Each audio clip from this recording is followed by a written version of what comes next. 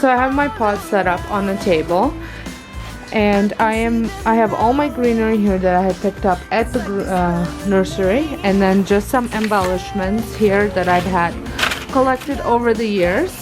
So, and I will be assembling both of these, and I will also be assembling some other things, but that will be a different video.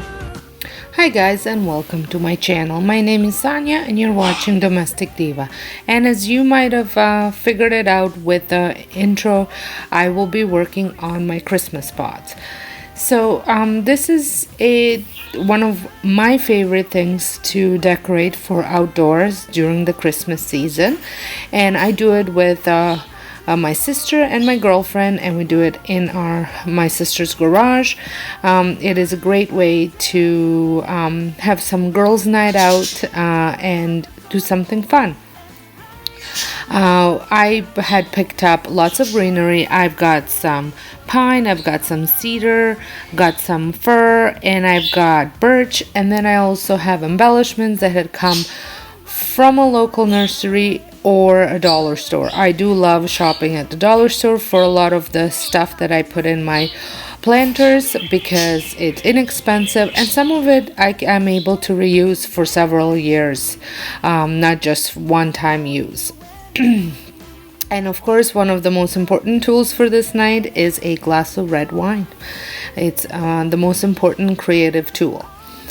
So I like to make two pots. I have big planters on my front porch, and I have these inserts that I change out for the seasons. That way I don't have to lug my big planters, which I wouldn't be able to since they are full of dirt, so that way the wind doesn't blow them away. The first thing that I like to do is start with pine because it's nice and droopy and it's the least expensive one.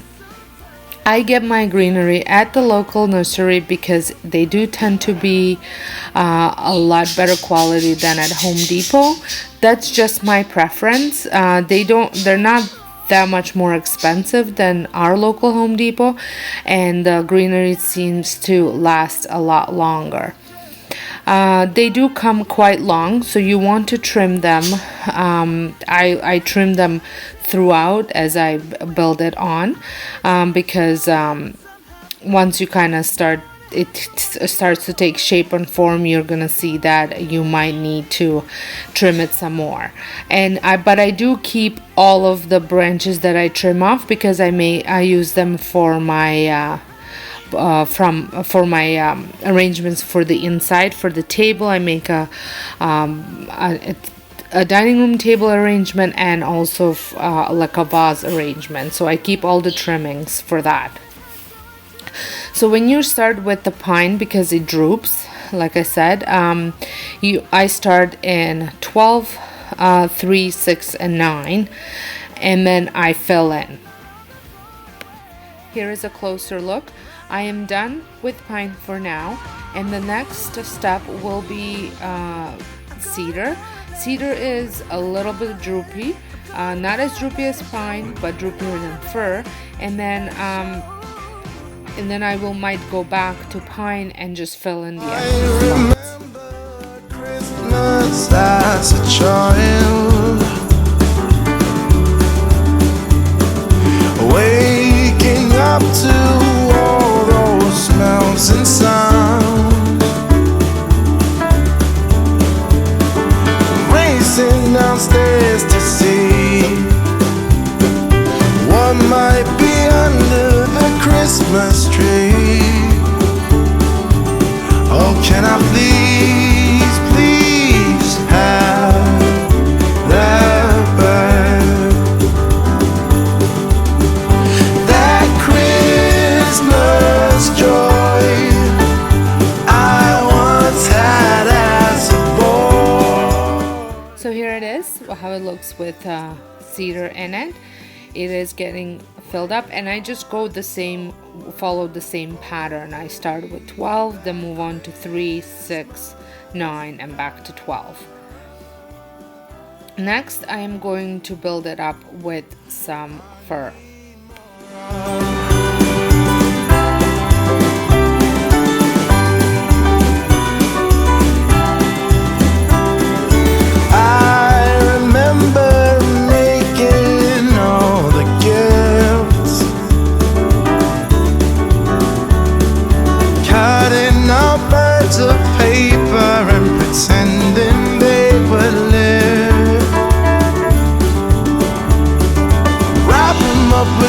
impossible.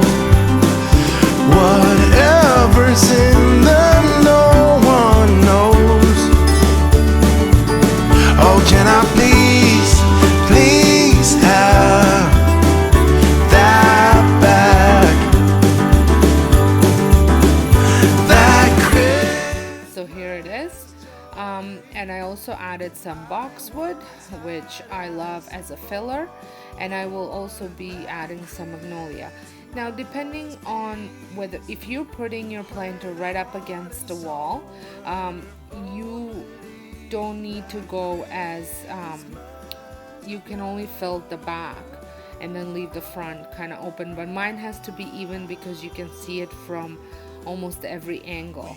So I like to keep them same all around. If I were just to have it right up against the wall, I would just build up, have the droopy ones at the front and then the taller ones at the back. Before I start adding magnolia and other fillers, I'm just gonna go in and fill in any empty spots with more pine and fir, I mean pine and cedar, and then just kind of I'm going to be trimming some of the branches too, because I am finding that some of them are a little too long, so I'll just pull them out, give them a trim, and put them back in. Just play with it until you have the desired look that you're going for. we all need more.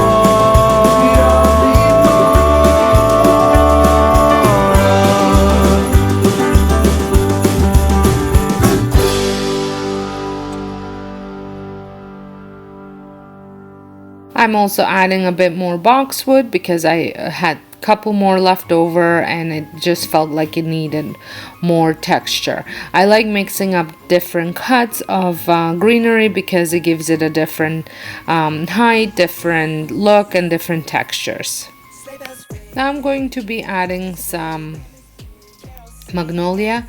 Magnolia is the most expensive part of this pot. I think a bunch of magnolia I had paid $24.99 for. It was a bigger bunch, but still, the one bunch I used for all of my planters and my stuff for inside. So it is a bigger bunch, but it's still quite expensive.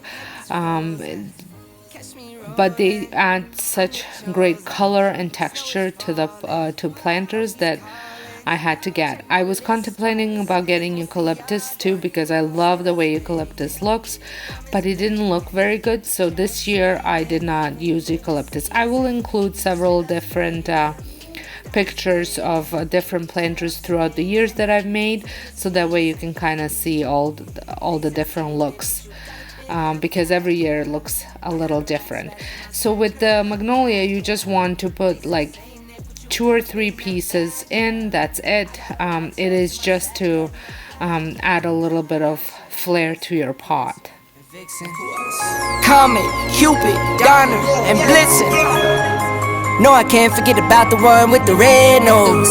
When I fly high, my sleigh still stay 10. Now you are ready to move on with the fake stuff, as I call it. So I've got these snowflakes that I picked up last year at Dollar Tree and painted with some chalk paint.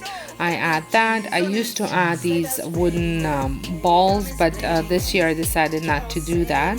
I had picked up berries at Dollarama this year, and they looked amazing.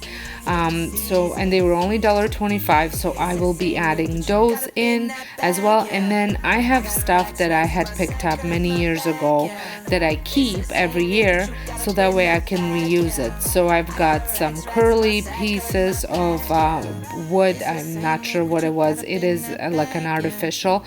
It's not a curly willow or anything like that. It's just a painted curly wood. And then I also have just a whole bunch of different stuff. Merry Christmas, everybody. Last year I thought about how things can come around just like that if everyone is here to celebrate one day. We have our ups and downs, but when there's love, there's always a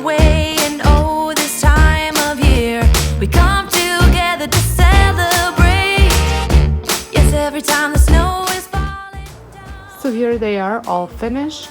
And if I think I forgot to mention, I do stick them inside of dirt, and then I water them until it's well frozen, and once it's frozen I just leave it until springtime. So these are the berries that I was talking about from the dollar store, the little snowflake magnolias, and then just different textures here. And the birch stays here. I use it for spring decor and winter decor. And here are the little curly wood that I was mentioning. And then over here is a smaller pot that I made with the round ball that I was talking about. I also added a snowflake, and then these are, I'm not sure what these are, but I've had them for many years. And here is my other one. So I hope you enjoyed this video. If you did, give me a thumbs up. I will be sharing my indoor urn or a vase that I made, as well as my little barn board box that I decorate. So stay tuned for those, and let me know if you have any questions, and I will also include a couple different pictures from years before how I had done these pots. So thank you so much for watching, and until next time, have a wonderful day.